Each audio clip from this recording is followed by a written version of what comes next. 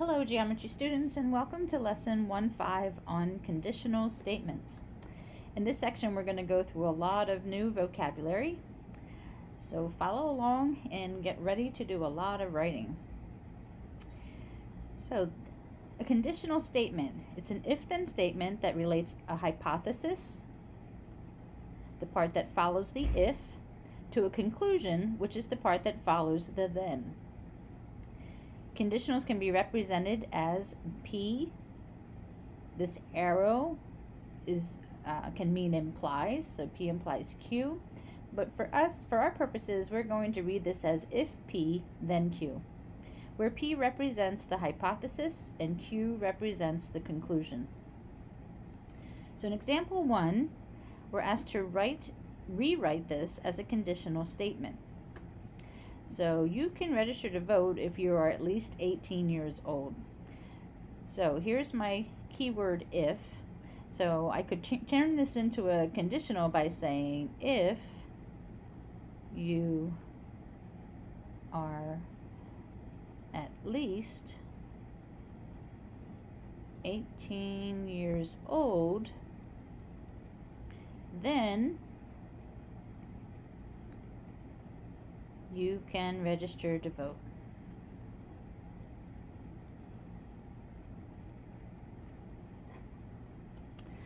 Okay, now that's not the only way I could write it. I could also say, if you can register to vote, then you are at least 18 years old.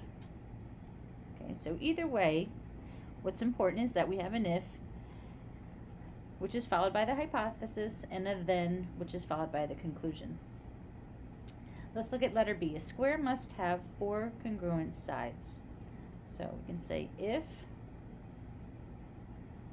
a figure is a square, then it must have 4, and we can abbreviate and use our symbols, congruent sides. Okay. Now, if I were to rearrange this one and say, if a figure has 4 congruent sides, then it must be a square, that would not be a correct statement. Right? Can you think about why? We can talk about this in class, but give that some thought. I think we talked about this in another lesson earlier in the school year. So give that some thought and we'll talk about it in class. Okay, example 2. The truth value of a statement is either true, we use a capital T, or false, a capital F, according to whether the statement is true or false, respectively. So a truth table lists all of the possible combinations of truth values for 2 or more statements. So we have a column for the hypothesis, a column for the conclusion, and then a column for the conditional itself. So if you notice, we've got all possibilities here. The hypothesis could be true and the conclusion can be true. The hypothesis could be true and the conclusion is false. The hypothesis could be false, conclusion's true, or the hypothesis could be false and the conclusion is also false. This is a very important pattern. We're going to be doing some activities with truth tables, and we're going to follow this type of pattern just about all the time. Okay, so for the conditional, if P then Q, if it's true and true, then the conditional is true. If it's true false, the conditional is false. False true, the conditional is true. False false, the conditional is true. So notice the notes here. Conditional with a false hypothesis has a value of true regardless of the conclusion. In both cases, the conditional was true. The only time a conditional with a true hypothesis and a false only a condition with a true hypothesis and a false conclusion has a value of false. So it's that combination of true-false that gives you a false conditional. So how can you determine the truth value of the conditional? So if a number is even, then it is divisible by 2. Okay, so let's see here. We have an even number we know is always divisible by 2. So when the hypothesis is true, the conclusion is always true, which makes the overall conditional true. For letter B, we have if a quadrilateral has 2 pairs of congruent angles, then it is a parallelogram. This is kind of like thinking of a counterexample, like we talked about. An isosceles trapezoid. This also has 2 pairs of congruent angles, but it is not a parallelogram, so the conclusion is false.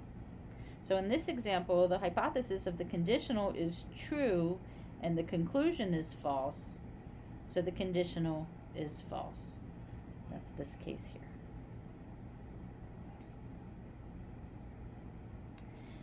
Okay, so related conditional statements. We're going to talk about the converse, the inverse, and the contrapositive.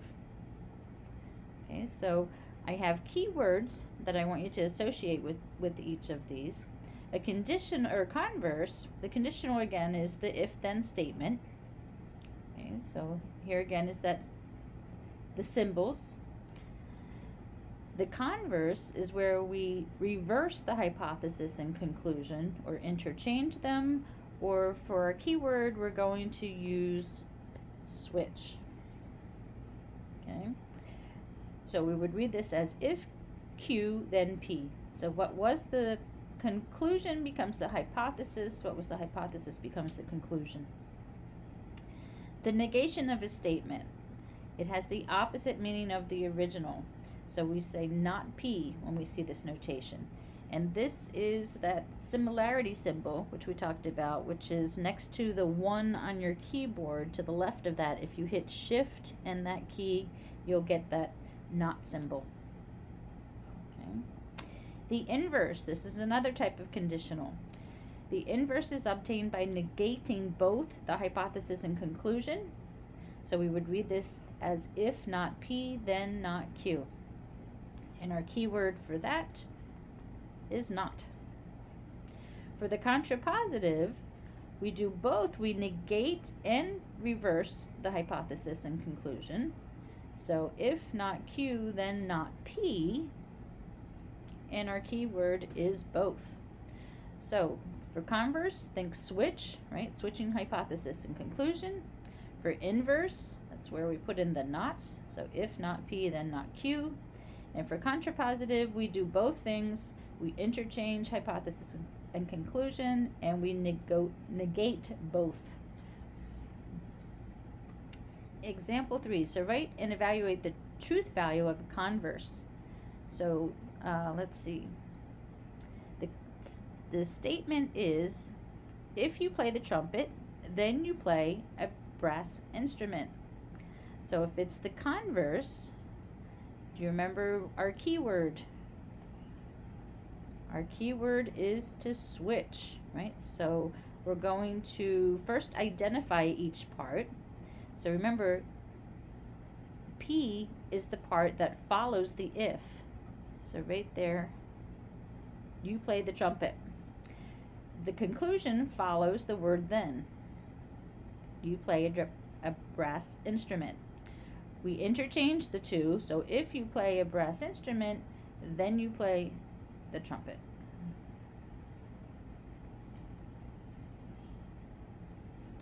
If you play a brass instrument, then you might play something else that's not a trumpet. So the converse is false. So for our study tip, remember that the converse switches the order back and forth. Remember that a conversation goes back and forth between two people. Okay, example 4. I have this on video from Savvis.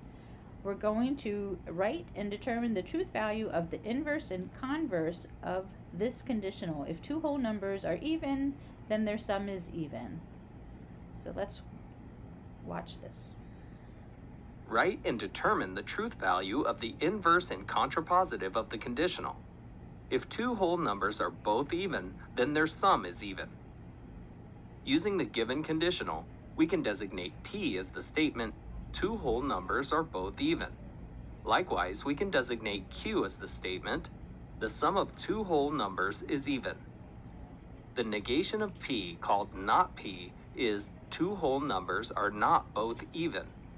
Similarly, the negation of Q, called not Q, is the sum of two whole numbers is not even.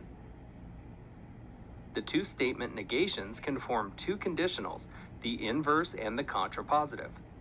The inverse statement, if not P, then not Q, is if two whole numbers are not both even, then their sum is not even. The inverse is false because a counterexample exists. For example, 3 plus 5 equals 8. Whole numbers 3 and 5 are not both even, but their sum is even. Finally, the contrapositive statement of if not Q, then not P is, if the sum of two whole numbers is not even, then the numbers are not both even. The contrapositive is true because whenever the sum of two numbers is not even, one of the numbers must be odd. For example, 7 equals 1 plus 6.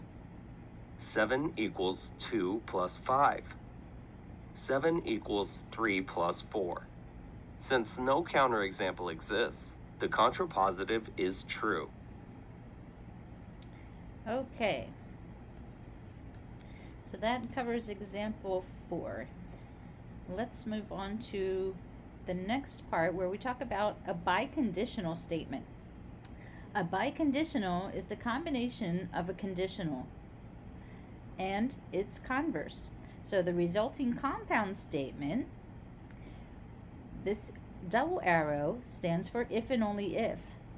So we would read this as P if and only if Q. So this statement does not have it. It's not an if-then like our other conditionals. It's a biconditional, and we have that if and only if in the middle that separates the two parts of the statement.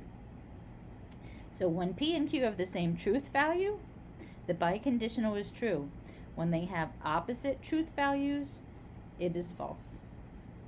So let's take a look at one in example 5.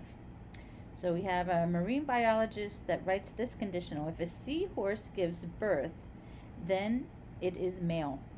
Since that is true among seahorses, only the males can become pregnant and give birth. Should the marine biologist state this as a biconditional in a paper she is writing? So the first thing we're going to do is identify the hypothesis and the conclusion of the conditional. Okay, so we're going to combine the conditionals into the form if and only if, P if and only if Q, and then we're going to evaluate the truth value of the biconditional. So if each of the combined statements is true, then the biconditional is true. So for the original conditional, if a seahorse gives birth, then it is male. Okay. For the converse, we have if a seahorse is male, then it gives birth, which is false. Okay, so the biconditional, we would write that out as a seahorse gives birth if and only if it is male. The biconditional is not true, so the biologist should not include the statement as a biconditional in her paper. So remember, both parts need to be true in order for the biconditional to be true.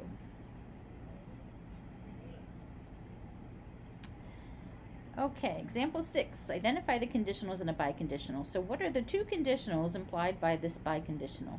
A triangle is equilateral if and only if it has 3 congruent sides. So do you see the two statements? Look for before the if and only if and after. So first we have a triangle is equilateral, and then we have a triangle has 3 congruent sides. So we can write out two conditionals. We can say if a triangle is equilateral, then it has 3 congruent sides, or We can switch hypothesis and conclusion and say if a triangle has 3 congruent sides, then it is equilateral. So remember that because the conditionals that form a true biconditional are also true, you can choose either part of the biconditional as the hypothesis and the other part as the conclusion. So either statement is fine. Okay, so our concept summary. We've talked about a lot of things here, and we will continue to talk about it in class when we cover the rest of our examples and the triads. So we talked about conditionals, that's the if-then statement, right? So if P, then Q. The converse, remember our keywords, switch, right? We switch the hypothesis and conclusion. The inverse, that's where we bring in the nots, so if not P, then not Q. The contrapositive, that's both. Okay, so we have if not Q, then not P. And then the biconditional, which is our if and only if statement. Okay, P, if and only if Q. So again, switch, not, and both. Okay, we'll talk about this further in class. I hope you enjoyed this lesson and enjoy the rest of your day.